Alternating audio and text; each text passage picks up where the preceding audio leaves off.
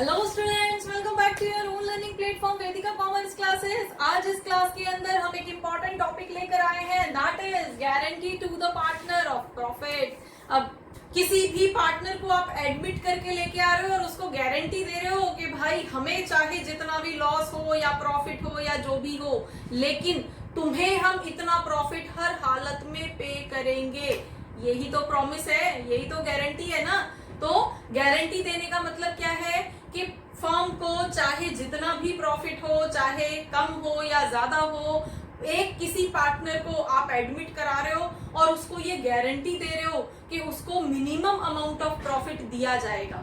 जैसे हम एक एग्जांपल ले लेते हैं, सपोज हमारे पास कोई भी A and B two partners हैं, अब वो सी को एडमिट कराते हैं 1/4 के लिए, ठीक है। उसका रेशो है कि उसको 1/4 अमाउंट ऑफ प्रॉफिट दिया जाएगा और उसके लिए मतलब उसका रेशो तो 1/4 है, लेकिन उसको गारंटी दे दी गई है सपोज 15,000 रुपीज की कि 1/4 रेशो है। अब 1/4 में अगर तुम्हारा 15,000 बनता है तो ठीक है, फिर तो कोई इशू है ही नहीं। लेकिन अगर 1/4 के अकॉर्डिंग सपोज अगर प्रॉफिट कम होगा तो 1/4 में तो शायद उसका नहीं आ पाएगा ना। अब अगर प्रॉफिट ही 20,000 का हुआ तो उसका 1/4 उसका कितना रहेगा, 5,000 से, है ना। तो 5,000 में तो काम नहीं चलेगा ना, तो उसको तो गारंटी दी है 15,000 रुपए की। स्टूडेंट्स यहाँ पे कई बार कंफ्यूज होते हैं कि उसका रेशो तो 1/4 है, फिर ये 15,000 क्या है, दोनों में से कौन सी वाली वैल्यू लेनी है, क्या करना है। तो उसी कंफ्यूजन को इस क्लास के अंदर हम दूर करेंगे, ठीक है। सपोज हम एग्जांपल हमारा है ये और हमारा प्रॉफिट हम मान के चलते हैं कि ऑर्गेनाइजेशन को प्रॉफिट हुआ है 60,000 रुपीज का, डन। और सेकेंड केस में हम दूसरा एक और एग्जांपल ले लेते हैं कि सपोज उसको प्रॉफिट हुआ है 40,000 रुपीज का, डन। तो इन दो एग्जांपल्स के केस में हम इसको पढ़ेंगे। इसको कैलकुलेट कैसे करेंगे, सपोज सी आ रहा है 1/4 के लिए, तो 1/4 कितने का, प्रॉफिट कितना था, अब प्रॉफिट था हमारा 60,000, केस 1 कर रहे हैं हम, ठीक है। तो 60,000 का 1/4 के अकॉर्डिंग उसको 15,000 मिलना चाहिए, तो 15,000 उसको ऐसे ही मिल जाएगा, किसी भी एडजस्टमेंट की जरूरत ही नहीं पड़ी। हमने उसको जितना प्रॉमिस किया था उतना पैसा उसके शेयर में ऑलरेडी आ गया, है ना। तो अब हमें किसी भी एडजस्टमेंट की जरूरत नहीं है, हमने जितना उसको प्रॉमिस किया था उतना उसको ऑलरेडी मिल गया, उसके शेयर के अकॉर्डिंग मिल गया, ठीक है। प्रॉब्लम कब आती, जब उसके शेयर के अकॉर्डिंग ये 15,000 नहीं होता, कम होता। तो नेक्स्ट एग्जांपल के साथ कर लेते हैं।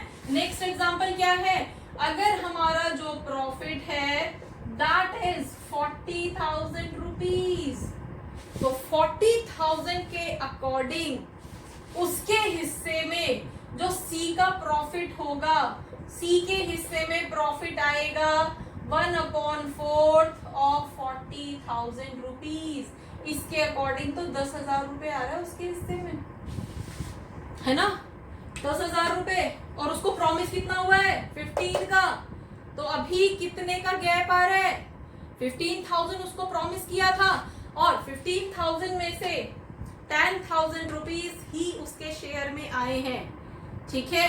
तो उस केस में अभी कितने की डेफिशिएंसी आ रही है, 15 का प्रॉमिस हुआ था, उसके हिस्से में अभी तक सिर्फ 10,000 आए हैं उसके शेयर के अकॉर्डिंग, तो डेफिशिएंसी यहाँ पे 5,000 रुपए की है। अब क्वेश्चन आता है कि इस डेफिशिएंसी को फुलफिल कौन करेगा, ठीक है। अब इसके लिए भी आपको क्वेश्चन के अंदर दिया जाएगा कि इस डेफिशिएंसी को बियर कौन करेगा, मतलब कि गारंटी किसने दी है, गारंटी फर्म ने दी है, तो और गारंटी अगर किसी स्पेसिफिक पार्टनर ने दी है तो उस केस में दोनों ही केस में जो है ट्रीटमेंट डिफरेंट हो जाएगा, ठीक है। तो हमारे पास यहाँ पे पॉइंट आता है कि यहाँ पे गारंटी बाय हूं, तो गारंटी बाय फर्म, फर्म ने गारंटी दी है या फिर गारंटी बाय पार्टनर, किसी स्पेसिफिक पार्टनर लाइक ए ने उसको गारंटी दी थी कि अगर 15,000 से कम आता है तुम्हारे शेयर में तो बाकी के पैसे मैं दूंगा, तो उसके अकाउंट से पैसा काटा जाएगा। सेम अगर बी ने गारंटी दी होती तो बी के अकाउंट से डेफिशिएंसी का ये 5,000 काटा जाएगा। ठीक है, तो अब एक एक करके देख लेते हैं। अगर यहाँ पे गारंटी फर्म ने दी है तो फर्म का मतलब क्या है? फर्म का मतलब सारे पार्टनर्स। ठीक है, सारे पार्टनर्स कौन है? अब सी को तो लॉस ही हुआ है, सी को तो डेफिशिएंसी आ रही है ना, तो सी की डेफिशिएंसी को बियर कौन करेगा? ए और बी मिलके अपने रेशो में। ठीक है, तो अपना रेशो उनका था क्या? अब यहाँ पे कुछ भी नहीं था तो हम 1:1 मान लेते हैं, है ना। तो 1:1 के लिए इक्वल उनका रेशो हो गया। तो उस केस में अगर 5,000 रुपीज की डेफिशिएंसी हुई है तो ए बियर करेगा 2,500 और बी को भी 2,500 रुपीज लाके देने पड़ेंगे। दोनों मिलके 2,500 रुपीज 2,500 रुपीज टोटल 5,000 रुपए लाके सी को दे देंगे, क्योंकि उसका यहाँ पे डेफिशिएंसी आ रही थी। अब जब डेफिशिएंसी आई है और उस पार्टनर को आप गारंटी देके लाए हो, गारंटी प्रॉमिस करके लाए हो ना कि इतना तो हम तुम्हें देंगे ही देंगे, तो उस केस में कोई स्पेशल ही होगा ना वो बंदा। अब जब उसको गारंटी देके लाए हो तो उसके नखरे तो उठाने पड़ेंगे आपको, है ना। अब नखरे उठाने पड़ेंगे तो उसके लिए आपको अपना प्रॉफिट सेक्रीफाइस करना पड़ेगा। बेचारे ए को भी देखो यहाँ पे 2,500 रुपीज देने पड़ रहे हैं और इधर बी को भी 2,500 रुपीज देने पड़ रहे हैं, उसकी जो 5,000 रुपए की डेफिशिएंसी आई थी उस डेफिशिएंसी को फुलफिल करने के लिए। ठीक है, अब जो भी रेशो था, सपोज यहाँ पे अगर हमारे पास 40,000 का प्रॉफिट था तो 40,000 में से 10,000 तो सी को मिल गए, है ना। बाकी के 30,000 15 ए को मिले थे, 15 बी को मिले थे, तो अपने 15 में से 2,500 दे देगा। सेम ये भी 2,500 दे देगा, तो दोनों का कितना बचेगा? 12,500 रुपीज बचेंगे इन दोनों के पास, जबकि इनका प्रॉफिट ज्यादा था, इनके हिस्से में 15,000 आ रहे थे, है ना। तो उस केस में अपना प्रॉफिट अमाउंट उन्हें सेक्रीफाइस करना पड़ेगा। दूसरी तरफ अगर ये गारंटी किसी पार्टनर ने दी है, किसी स्पेसिफिक पार्टनर ने, या ए ने या बी ने, ठीक है, तो उसी पार्टनर के अकाउंट से उस डेफिशिएंसी के पैसे को डेबिट किया जाएगा, सिर्फ उसी पार्टनर। ठीक है, डन।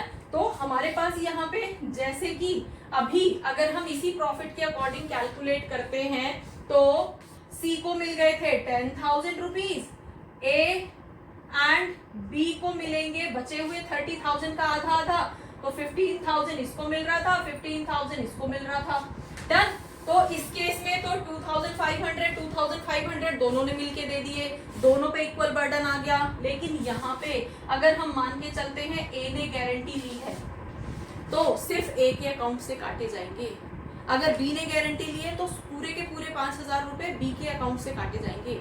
ठीक है, तो हमारे पास यहाँ पे जो भी रहेगा, सपोज ए ने गारंटी ली है तो वो पूरे 5,000 रुपीज ए के अकाउंट से डेबिट किए जाएंगे। डन। तो अब देखो प्रॉफिट क्या हो जाएगा, ए को पहले मिल रहे थे 15,000 रुपीज, उसमें से 5,000 रुपीज उसने सी को दे दिए, तो इसके पास तो बेचारे के पास 10 ही बचे, क्योंकि इसने गारंटी ली थी, है ना। बी का क्या हुआ, बी के हिस्से में पहले 15,000 आ रहे थे और उसने तो कुछ दिया नहीं है, तो उसका तो सिंपल वही रहेगा, उसने थोड़ी कुछ दिया है, गारंटी तो सारी ए ने ली थी ना, तो ए अपने आप भुगतेगा। ठीक है, सी अब यहाँ पे हमारे पास आ गया, तो सी हमारे पास, सी को कितना मिल रहा था, 10 मिल रहा था पहले, उसके पास 10 आ रहा था और बचे हुए 5,000 रुपए जो है ए ने दे दिए, तो 15,000 रुपीज इसके बन गए। ठीक है, क्योंकि इसको तो गारंटी मिली थी, इसको तो पूरे 15 मिलने ही थे। डन। तो इस तरह से हम गारंटी जब भी किसी पार्टनर को देते हैं तो उसका अमाउंट कंप्लीट किया जाता है, उसको पूरा अमाउंट दिया जाता है, चाहे पार्टनर्स को खुद लॉस क्यों ना उठाना पड़े। अब यही एक एग्जांपल हम पढ़ते हैं, अगर फर्म को प्रॉफिट ना हो के लॉस हुआ है और लॉस हो गया है 5,000 रुपीज का, उस केस में क्या होगा। थर्ड केस है, अगर वहां पे हमें लॉस हुआ है 5,000 रुपीज का, उस केस में अब लॉस हुआ है तो 1/4 के अकॉर्डिंग लॉस तो उसको भी मिलना चाहिए ना, नए पार्टनर को, जिसको हम अभी गारंटी देके ले आए हैं। लेकिन नहीं, उसको तो हमने प्रॉफिट की गारंटी दे रखी है, वो लॉस बियर करने के लिए नहीं आया आपके पास। वो उसको तो प्रॉफिट की गारंटी मिली हुई है। प्रॉफिट फर्म को नहीं भी होगा तो भी अपने घर से लेके आएंगे पार्टनर्स, ठीक है। फर्म उसको किसी भी हालत में प्रॉफिट देगी ही देगी। तो अब यहाँ पे देखो, पार्टनर्स के ऊपर बेसिकली ए और बी जो एग्जिस्टिंग पार्टनर्स थे, उनके ऊपर ऑलरेडी 5,000 रुपए का लॉस का बर्डन आ चुका है। 5,000 लॉस उन्हें बियर करना पड़ेगा। दूसरा, ये लॉस तो है ही, प्लस 15,000 रुपए उसको भी तो देने हैं जिसको एडमिट करवाया अभी, नए पार्टनर को, है ना। वो भी तो है ना यहाँ पे बाबूजी, उनको भी तो 15,000 रुपए देने हैं। तो ए और बी के लिए बर्डन कितना आ गया?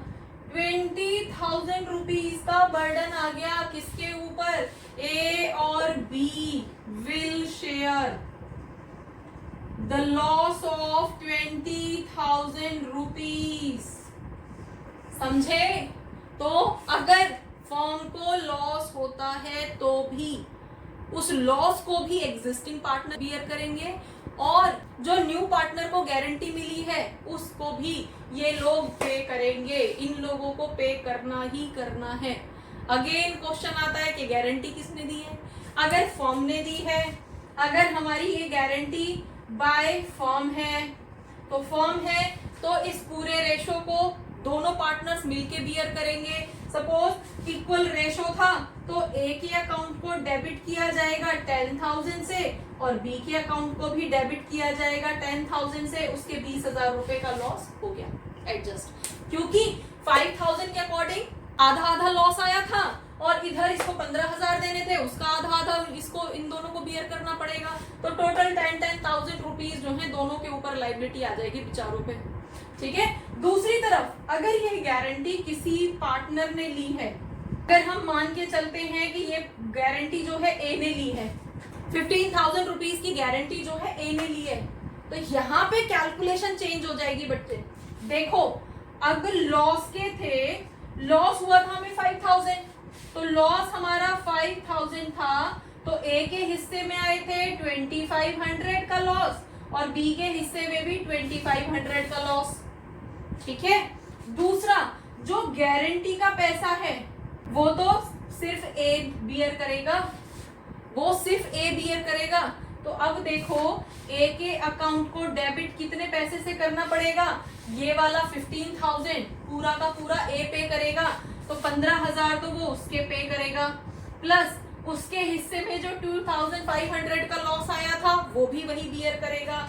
तो टोटल 17,500 का लॉस बियर करना पड़ेगा ए को, जबकि बी तो फ्री है, बी ने तो कोई गारंटी ली नहीं थी, तो बी तो अपना नॉर्मल लॉस बियर करेगा बस। तो बी के हिस्से में तो सिर्फ 2,500 का लॉस आएगा, वो तो फ्री है, उसने कोई गारंटी नहीं ली थी। गारंटी किसने ली थी? लीडर कौन बना था? ए ने गारंटी दी थी सी को कि तुम्हें 15,000 का प्रॉफिट दूंगा। अब 15,000 का प्रॉफिट फर्म तो नहीं कमा पाई, तो फर्म नहीं कमा पाई तो वो अपने घर से लाके देगा, ठीक है। तो ए लाके देगा 15,000 रुपीज अपने घर से उसको, नए पार्टनर को, ठीक है। और जो नॉर्मल यूजुअल लॉस उसके हिस्से में आया था वो भी उसे बियर करना पड़ेगा। तो टोटल उसको 17,500 रुपीज का लॉस बियर करना पड़ेगा। कब? जब उसने गारंटी ली है तब, ठीक है बच्चे। तो आपको इस तरह की लैंग्वेज क्वेश्चन के अंदर दी जाएगी, उस लैंग्वेज पे थोड़ा सा ध्यान देना है कि बोला क्या जा रहा है।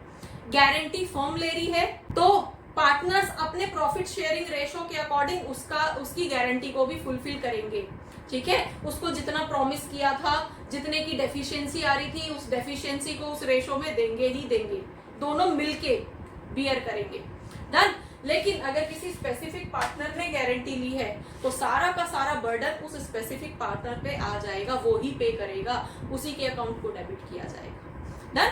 दूसरा केस, अगर प्रॉफिट हो रहा है तो, और अगर लॉस हो रहा है तो, प्रॉफिट हो रहा था तो डेफिशिएंसी आएगी, सिर्फ डेफिशिएंसी बियर करेंगे पार्टनर्स, ठीक है। लेकिन अगर लॉस हुआ है तो दोनों चीजें बियर करनी पड़ेंगी, मतलब लॉस भी और जो पार्टनर को गारंटी दी है वो भी, टोटल अमाउंट को आप यहाँ पे डिवाइड करोगे कि किसके हिस्से में कितना आ रहा है।